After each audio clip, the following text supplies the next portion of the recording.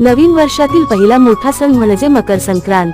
देशभरात हा सण वेगवेगळ्या नावाने आणि पद्धतीने साजरा करण्यात येतो. मात्र महाराष्ट्रात या सणाला विशेष महत्त्व आहे. या दिवशी तिळगुळ वाटणे, पतंग उडवणे यासोबतच सुहासिनी महिला सुगडाची पूजा देखील करतात. मकर संक्रांतीला सुगडाची पूजा केली जाते हे सर्व श्रुत आहे. काळ्या आणि तांबड्या रंगाच्या मातीच्या सुगडांची पूजा करण्याची प्राचीन परंपरा आहे. पण त्यांना सुगड का म्हणतात? वास्तविक पाहता सुगड हा शब्द अपभ्रंश होऊन आला आहे. सुगड या शब्दाचा तो अपभ्रंश होय. सुगड म्हणजे सुगठीत असा घड. या घडात शेतात बहरलेले नवे धान्य ठेवून त्याची पूजा करण्याची प्रथा आहे.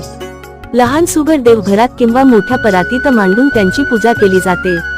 धनधान्याचे प्रतीक म्हणून त्यात विविध धान्य, हरभरा, वाटाणे, गाजर, ऊस, तीळ, शेंगदाणे, शेंगा, पावटे, बोरं, तिळगुळ, गव्हाच्या लोंब्या ठेवून पूजा केली जाते.